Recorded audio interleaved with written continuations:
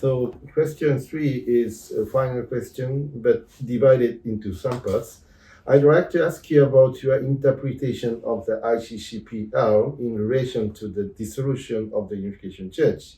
In your legal analysis paper, you cite limitations are possible only to address extreme situations where the state has to limit the right to manifest one religion or belief, such as when health is in danger, example, use of drugs for religious practice, or threats to public safety and order, for example, terrorism, and morals, for example, restriction on pornographic materials or fundamental rights of others.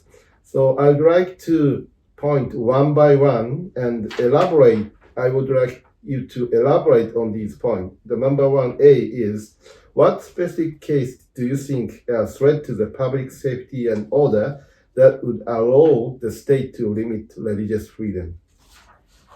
Well, this is actually the case that is more often raised in all the points that you said. These are the limitations in the Article 18 of the Covenant, and that the article says that these limitations have to be strictly applied. That means you cannot, make it broader. Okay, so the first point is threats to public safety and order. This is, for example, the case in when there is terrorism and threats to public order in this threats of terrorist attacks. And so this is typically where it would apply. For example, they have dissolved some Islamic groups in France based on the fact that they were claiming to violent actions. They were recommending to their followers to do violent actions or to really have a violent attitude and so on. That could be a threat, of terrorist attack. So then the government took action because it was becoming a threat to public safety, of course. So this is a typical example of when it is possible to do it, and it's, only natural, of course, because it's the role of the state also to protect the citizens, right? So this is when it would apply. Then B is, what specific cases do you think are health risks that would allow the state to limit the religious freedom? Well, this has been applied, for example, with a group. There was a Rastafarian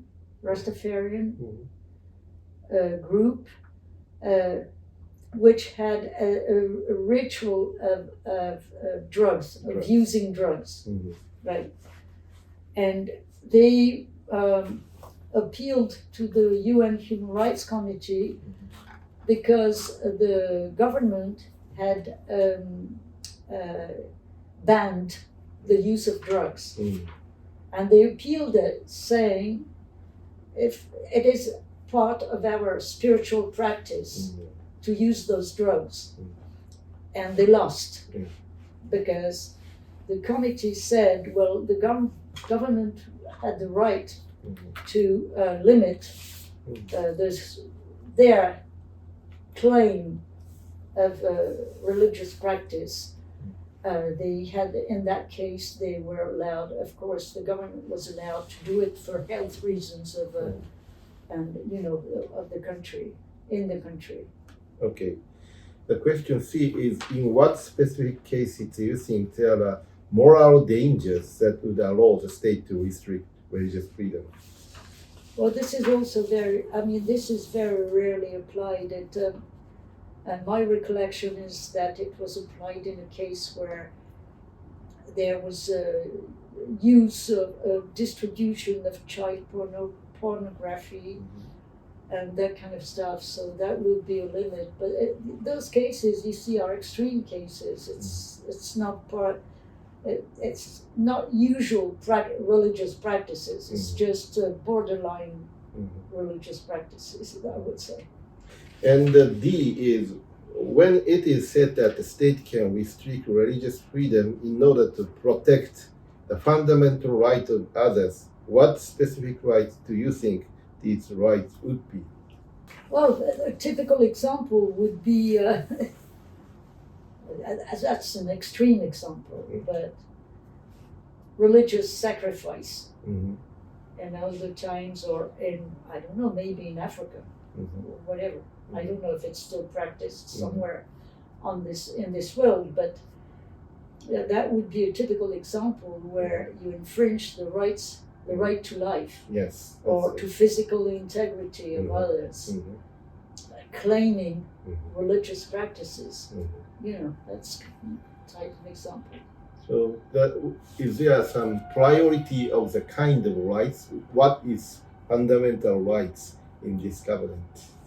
So, fundamental rights are those protected by the International Covenant on Civil and Political Rights, and at European level, the European Convention on Human Rights, and there's also the Universal Declaration on Human Rights that was signed after Second World War. But all of these rights are similar. I mean, they are the same rights. They are the fundamental rights, and so these are prevail on other rights, like you were asking me. That's the next question about the rights of others to live in peace. Well, this is not a fundamental right. I mean, I don't have a fundamental right to live in peace and considering not be disturbed by my family's choice of belief. That doesn't exist. You have a right, fundamental right to religion and belief, and other families members have too, but there's no such right to impose on others what you want in this area. So, in the fundamental rights, one of the most important is right for life. You have to survive. Then the life for religious freedom is kind of my priority right within the fundamental rights. Is that correct understanding? Yes, the fundamental rights are the right to life, the right to not be tortured, not to unfair treatment, and then the right to a fair trial if you are to be judged. Yes. The right to private life, the right to religion or belief, right to be free from discrimination. All those rights are fundamental rights, but they are strictly limited and protected. In the case of the Unification Church in Japan, it seems to me that it is being argued that Unification Church has violated the property rights and right to live happily of others. Does this fall under the fundamental rights of others mentioned above? So there is no property right in the International Covenant. It is mentioned in a protocol to the European Court of Human Rights, but it's a right to hold property against the state. I mean, the state cannot deprive you of your property except in specific cases and with a specific procedure and compensation. This is what the right to property is. It's never the right of property between individuals. If there is a litigation or a problem between individuals, then you go to civil court and you say, okay, I should get more money. He's, he has a duty to give me money because I'm a daughter or a son, or I don't know, has a duty to give me money and he is using his money for other purposes, okay, well, he does what he wants with his money for a start, but then if he has a duty towards you to pay for your expenses, then you go to family judge and ask justice to intervene, and and this is how it works, and this is what civil courts are for and family judges are for.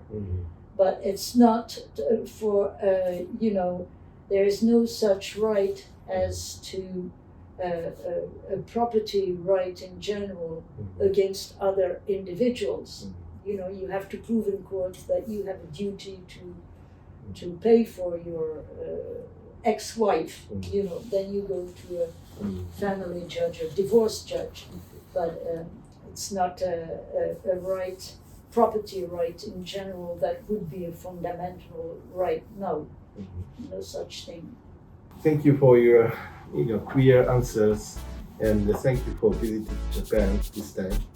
So this is it. Thank you very much. You're welcome. Good luck.